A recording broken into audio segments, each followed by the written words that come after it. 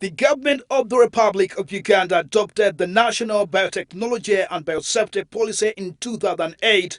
At the moment, it is in advanced stages of passing the Biotechnology and Biosafety Bill 2012, commonly known as the GMO law, specifically to massively promote genetically modified organisms in Uganda.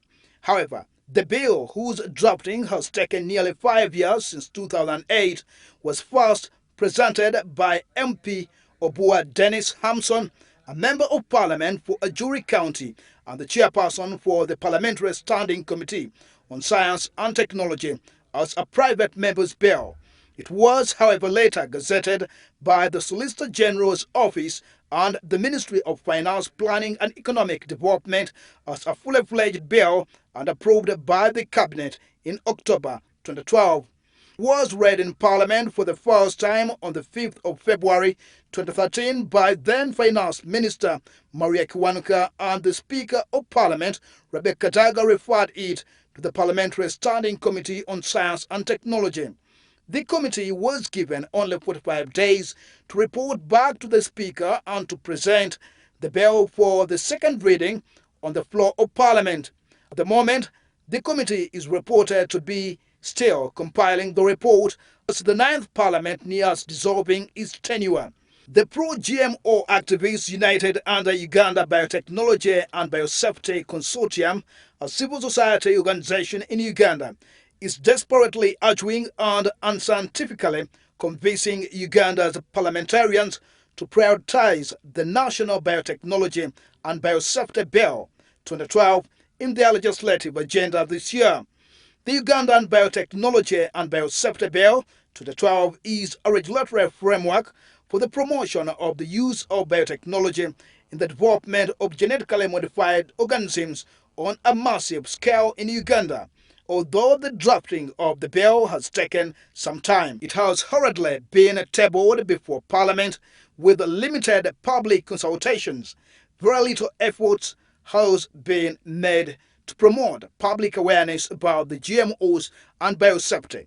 The promotion of this bill has also been suspicious because its proponents have favored to talk only about the positive impacts of GMOs and neglected truthfully tell stakeholders of the negative implications.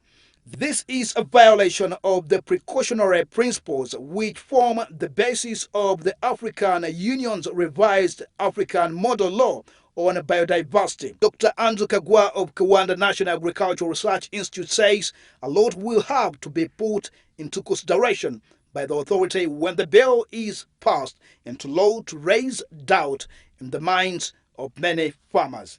What are the allergies that this banana might cause? Sure, that there are no allergies. What change in composition has occurred?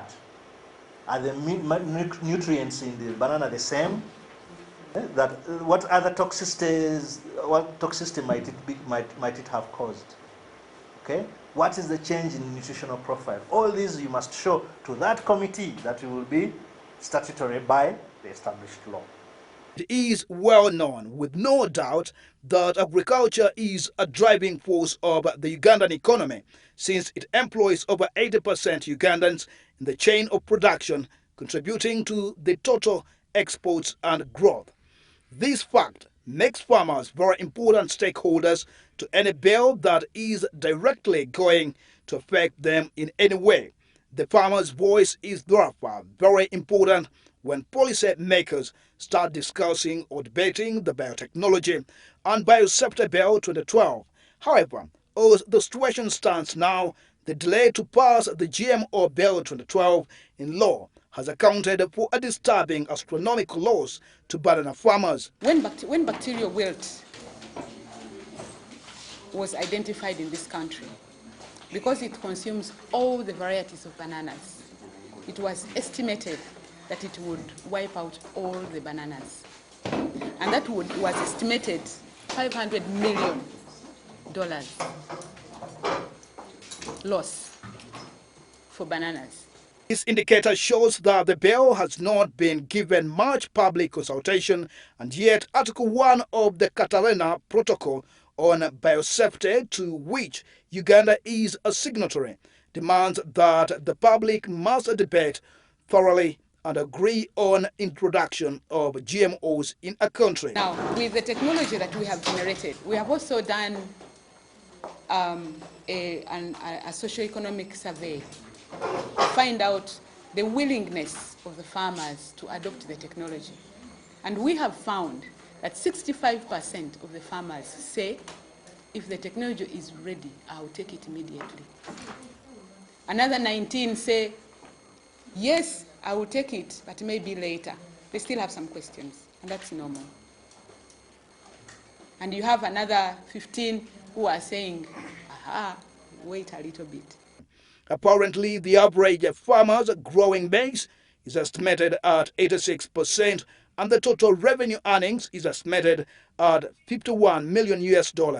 But researchers at the National Agricultural Research Institute in Kawanda reveals that a disturbing loss has also been registered in the maize farming sector in millions of dollars.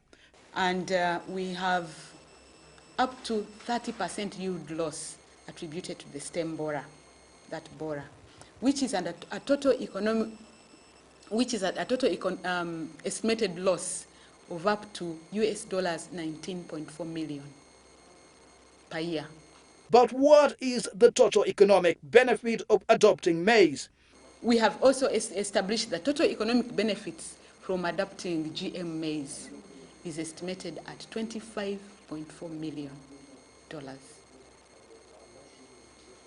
And this is information that has been gathered from doing surveys with the farmers, where we're evaluating the varieties with the farmers, some of the traders, some of the ones who are involved in the trade, because maize has a lot of trade in between there. It is therefore against this background that Uganda network on toxic-free malaria control within its limited resources has been creating awareness about this matter. UNITMAC intends to sensitize members of the civil society, farmers, policymakers, religious leaders, cultural leaders, academia, journalists, researchers, students, especially at institutions of higher learning, as well as the general public about the concerns of GMOs. Timothy Sibasi, Television at Kawanda National Agricultural Research Institute.